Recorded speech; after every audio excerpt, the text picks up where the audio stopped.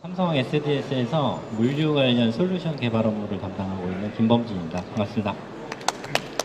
저희 이번 세션에서는 저희 첼로 적재 최적화에 대해서 설명드리려고 하는데요. 삼성 SDS에서는 첼로라는 브랜드 이름으로 다양한 솔루션을 보유하고 있는데요. 창고 관리 시스템, 운송 관리 시스템, 그리고 국제 물류에 트래킹 할 수 있는 관리 시스템, 그리고 여러 비저빌리티를 제공하는 비저빌리티 시스템, 이렇게 다양한 솔루션을 가지고 있는데, 오늘은 저희 최적화 솔루션의 하나인 적재 최적화 솔루션을 소개해 드리려고 합니다. 먼저 첼로 적재 최적화 솔루션의 일반적인 개요랑 그 다음에 적용했던 사례, 그리고 적용한 실제 동영상을 이렇게 보여드리겠습니다. 적재 최적화라 하면 일반적으로 어떤 제품을 어떤 특정한 용기, 여기서 보시다시피 뭐 박스나 뭐 팔렛, 컨테이너에 적재 효율을 최대화, 그래서 공간 효율을 최대화하고, 또 하나 이 안정성을 또 최대화해서 적재하는 것을 말하는데요. 공간 활용을 최대화하고 적재율을 최대화하면 저희가 사용해야 할 박스나 뭐 팔렛, 컨테이너 숫자가 줄어드니까 당연히 물류 비용이 절감이 되고요. 그 다음에 안정성을 최대화하다 보니까 운송 도중에 파손이 또 줄어듭니다. 그래서 고객이 만족도가 향상이 되고요. 또 하나 이렇게 적재 최적화 계획을 짜는데 사람이 하면 시간이 되게 오래 걸려요. 근데 저희 솔루션으로 한 몇 초 만에, 보통 사람이 짜려고 그러면은 수십 분에서 뭐 많게는 수시간까지 막 걸리는데 이렇게 몇 초 만에 이렇게 결과를 도출합니다. 그래서 저희 첼로 적재 최적화 솔루션은 이렇게 세 가지 기능을 가지고 있어요. 박스를 최적화하는 거, 팔렛 최적화하는 거, 컨테이너 최적화하는 거. 근데 한 번에 이렇게 3단계 시뮬레이션도 가능해요. 저희가 어떤 제품을 딱 제시를 하면 그 제품이 박스에도 들어가고, 박스가 또 팔렛 위에 이렇게 적재도 되고, 그래서 최종적으로 이 제품이 트럭이나 컨테이너가 몇 대가 필요하구나 라고 이렇게 딱 나오게 되는 거죠.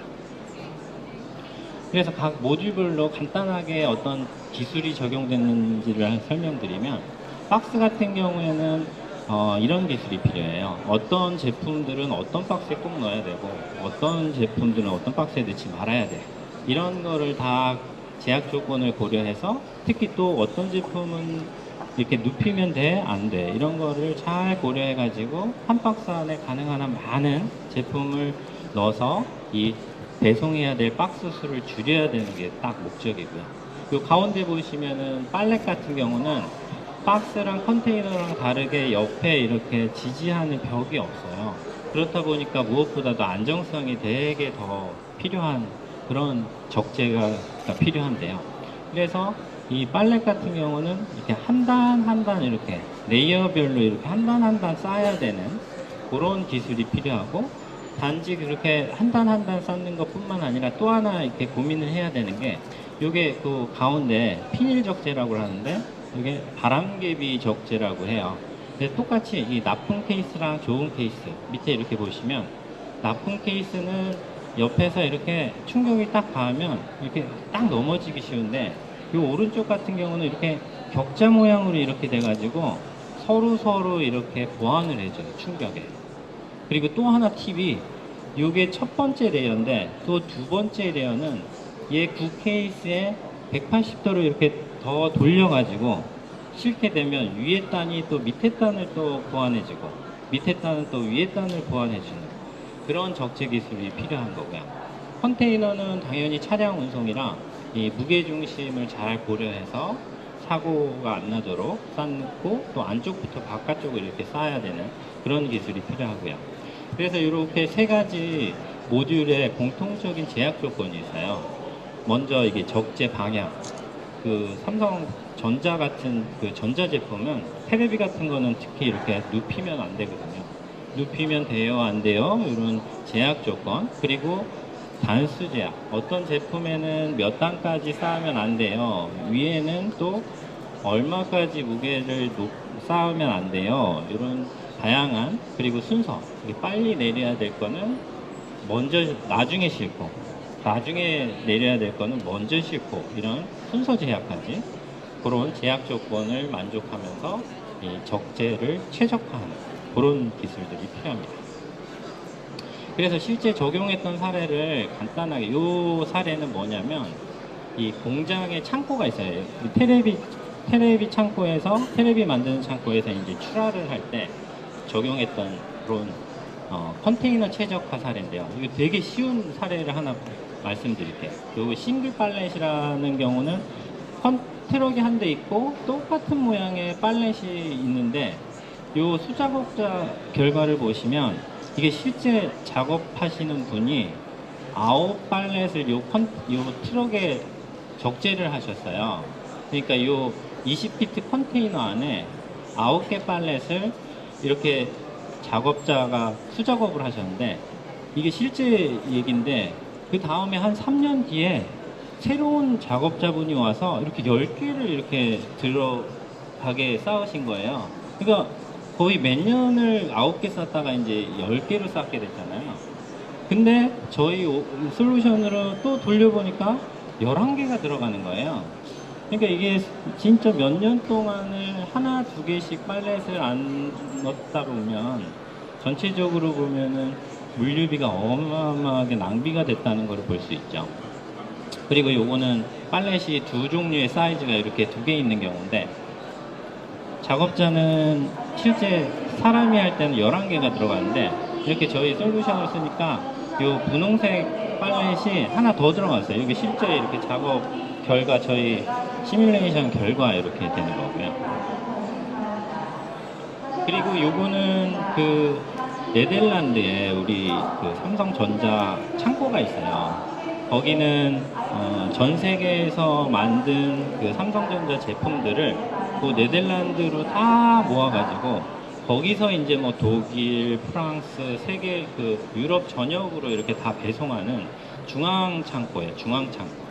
CDC라고 그러는데 센트럴 디스트리뷰션 센터라고 되게 엄청나게 큰 이 다음 장에 제가 동영상으로 실제 적용된 동영상을 보여드릴 텐데 여기에 핵심 프로세스가 뭐냐면 일단 동일 도착지 그러니까 뭐 파리 가는 것들 그리고 파리에 동일 날짜에 가는 것들을 다 모아놓고 일단 풀팔렛이라고 하면 뭐냐면은 한 팔렛에 똑같은 제품들이 가득 차 있는 걸 풀팔렛이라고 그래요.